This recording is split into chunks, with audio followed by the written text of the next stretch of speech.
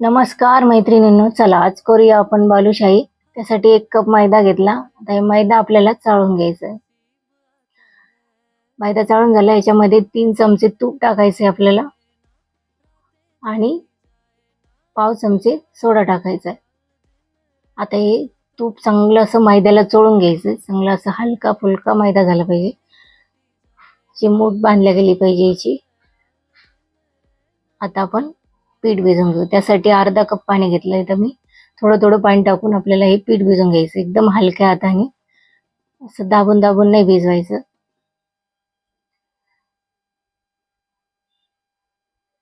एकदम हलक्या हाताने आपल्याला पीठ भिजवून घ्यायचं. आता पीठ भिजून झालं, असंच याला 5 मिनिटं भिजू देऊ.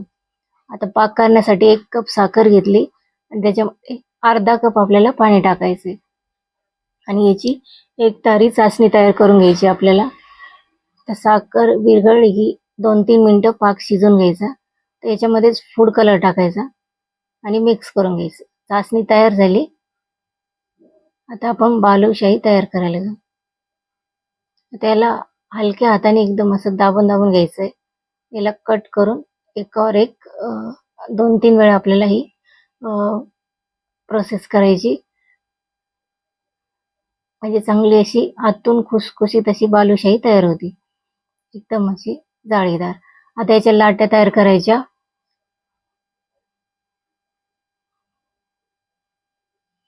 अशा छोट्या छोट्या आपल्याला बालुशाही च्या लाट्या तयार करून घ्यायच्या आहे. तर एकदम अशा हलक्या हाताने याची लाटी तयार करायची आणि याला असं होल पाडायचे मध्ये. तर याच पद्धतीने सगळी बालुशाही तयार करून घ्यायची आपल्याला. तर आपल्याला तळायला घ्यायची. तर हलकंसं तेल गरम पाहिजे आणि याच्यामध्ये बालुशाही आपल्याला सोडायची आहे. खूप जास्त गरम नाही पाहिजे, नाहीतर मग आतून कच्ची राहते आणि वरतून कुरकुरीत होते.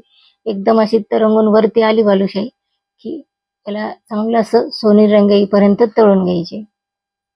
सगळं तळून झाल्या लगेच आपल्याला याला पाकात टाकायचंय. आपला कोमट आहे पाक, त्याच्यामध्येच टाकायचे. जास्त गरम नाही पाहिजे पाक. तर 2 मिनिटं ठेवायचं आणि नंतर मग याला प्लेटमध्ये काढून घेऊ आपण. एकदम अशी रसरशीत आपली बालुशाही तयार झाली आहे. आता याच्यावर आपल्याला काजू आणि बदाम आणि पिस्त्याने सजून घ्यायचे. नक्की ट्राय करा. रेसिपी आवडली असेल तर लाईक, शेअर, सबस्क्राईब करायला अजिबात विसरू नका. तर तुम्ही बघू शकता एकदम अशी रसरशीत आपली बालुशाही तयार झाली आहे. चला तर मग भेटूया पुढच्या व्हिडिओमध्ये. धन्यवाद.